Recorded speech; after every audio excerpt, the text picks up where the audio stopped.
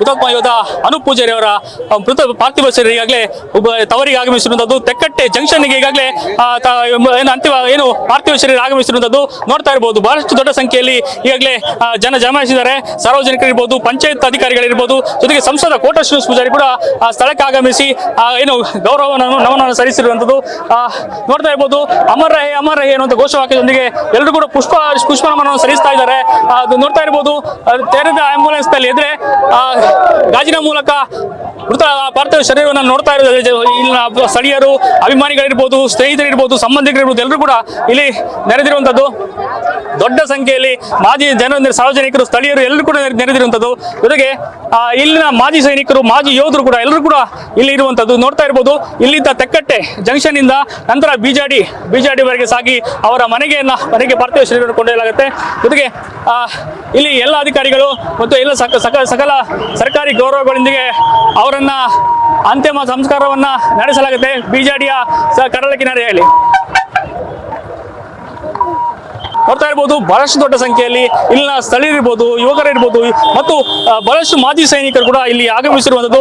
ತೆಕ್ಕಟ್ಟೆಯಿಂದ ಈಗಾಗಲೇ ಜಂಕ್ಷನ್ಗೆ, ಕೋಟೇಶ್ವರದಿಂದ ತೆಕ್ಕಟ್ಟೆ ಜಂಕ್ಷನ್ ಆಗಮಿಸಿ ತೆಕ್ಕಟ್ಟೆಯಲ್ಲಿ ಕೂಡ ದೊಡ್ಡ ಸಂಖ್ಯೆಯಲ್ಲಿ ಸಕಲ ಗೌರವವನ್ನು ಕೊಡಲಾಗ್ತಾ ಇದೆ. ಸಂಸದರು ಕೂಡ ಇಲ್ಲಿ ಪಾರ್ಥಿವ ಶರೀರವನ್ನ ಅವರನ್ನು ವೆಲ್ಕಮ್ ಮಾಡಿದ ಜೊತೆಗೆ ಅವರಿಗೆ ಸರ್ಕಾರ ಗೌರವವನ್ನು ಕೂಡ ಸಲ್ಲಿಸ್ತಾ ಇದ್ದಾರೆ. ವಾಹನದ ಜೊತೆಗೆ ಪಾದಯಾತ್ರೆಗಳ ಮೂಲಕ ಬಹಳಷ್ಟು ದೊಡ್ಡ ಸಂಖ್ಯೆಯಲ್ಲಿ ಸಾರ್ವಜನಿಕರು ಸಾಕ್ತಾರೆ. ತೆಕ್ಕಟ್ಟೆಯಿಂದ ಬಿಜಾಡಿವರೆಗೆ ಸಾಗಿ ಸುಮಾರು 6-7 ಕಿಲೋಮೀಟರ್ ವರೆಗೆ ಬಿಜಾಡಿವರೆಗೆ ಸಾಗಲಾಗುತ್ತೆ. ಬೈಕ್ ಹಾಗೂ ಪಾದಯಾತ್ರೆ ಮೂಲಕ ಪಾರ್ಥಿವ ಶರೀರದ ಜೊತೆಗೆ ಇಲ್ಲಿನ ಬಹಳಷ್ಟು ಸ್ನೇಹಿತರು, ಸಂಬಂಧಿಕರು, ಸಾರ್ವಜನಿಕರು ಜೊತೆಗೆ ಸಾಕ್ತಾರೆ. ಇದರಲ್ಲಿ ಬಿಜಾಡಿಯ ಮನೆಗೆ ಕೊಂಡೊಯ್ಯಬೇಕು. ಅಲ್ಲಿನ ಬಹಳಷ್ಟು ವಿಧಿವಿಧಾನಗಳ ಮೂಲಕ ಅಲ್ಲಿನ ಎಲ್ಲ ವಿಧಿವಿಧಾನಗಳು ಮಾಡಲಾಗುತ್ತೆ. ತದನಂತರದಲ್ಲಿ ಬಿಜಾಡಿಯ ಬಿಜಾಡಿಯ ಶಾಲೆಯಲ್ಲಿ ಮೊದಲಾಗಿ ಅಲ್ಲಿ ಅಂತಿಮ ದರ್ಶನವನ್ನು ಮಾಡಲಾಗುತ್ತೆ. ಅಲ್ಲೂ ಕೂಡ ಸರ್ಕಾರಿ ಗೌರವಗಳು ಅಲ್ಲಿ ಸಲ್ಲತ್ತೆ. ತದನಂತರದಲ್ಲಿ ಬಿಜಾಡಿಯ ಸಮುದ್ರ ಕಡಲ ಕಿನಾರೆಯಲ್ಲಿ ಎಲ್ಲ ಅಂತಿಮ ಸಂಸ್ಕಾರಗಳು ಅಲ್ಲಿ ನಡೆಯುವಂಥದ್ದು ನೋಡ್ತಾ ಇರಬಹುದು. ಆಂಬ್ಯುಲೆನ್ಸ್ ಈಗ ತೆಕ್ಕಟ್ಟೆಯಿಂದ ಬಿಜಾಡಿಗೆ ಸಾಗ್ತಾ ಇರುವಂಥದ್ದು.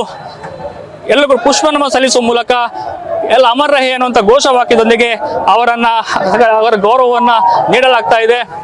ಬೆಳಗ್ಗೆಯಿಂದಲೇ ಬಹಳಷ್ಟು ಸಂಖ್ಯೆಯಲ್ಲಿ ಸಾರ್ವಜನಿಕರು ನೆರೆದಿದ್ರು. ಮಹಿಳೆಯರಿರ್ಬೋದು, ಪುರುಷರು ಎಲ್ಲರೂ ಕೂಡ ಎಲ್ಲ ವಯೋಮಾನದರು ಕೂಡ ಇಲ್ಲಿ ಆಗಮಿಸಿ ಅವರ ಪಾರ್ಥಿವ ಶರೀರವನ್ನ ಕಣ್ತುಂಬಿಕೊಳ್ಳುವ ನಿಟ್ಟಿನಲ್ಲಿ ಎಲ್ಲರೂ ಕೂಡ ಕಾತುರರಾಗಿದ್ರು. ಈಗ ತವರಿಗೆ ಅನೂಪ್ ಪೂಜಾರಿ ಅವರ ಪಾರ್ಥಿವ ಶರೀರ ಆಗಮಿಸಿದೆ. ನೋಡ್ತಾ ಇರಬಹುದು. ಪಾರ್ಥಿವ ಶರೀರ ಈಗಾಗಲೇ ಆಂಬ್ಯುಲೆನ್ಸ್ ನಲ್ಲಿ ಕೊಂಡೊಯ್ಯಲಾಗ್ತಾ ಇದೆ. ಎಲ್ಲ ಹೂವಿನಿಂದ ಈಗಾಗಲೇ ಸಿಂಗರಿಸಲಾಗಿದೆ. ಆಂಬ್ಯುಲೆನ್ಸ್ ಅನ್ನು ಸಿಂಗರಿಸಲಾಗಿರುವುದು. ದಾರಿ ಉದ್ದಕ್ಕೂ ಪುಷ್ಪ ನಮನವನ್ನ ಸಲ್ಲಿಕೆ ಮಾಡಲಾಗ್ತಾ ಇದೆ.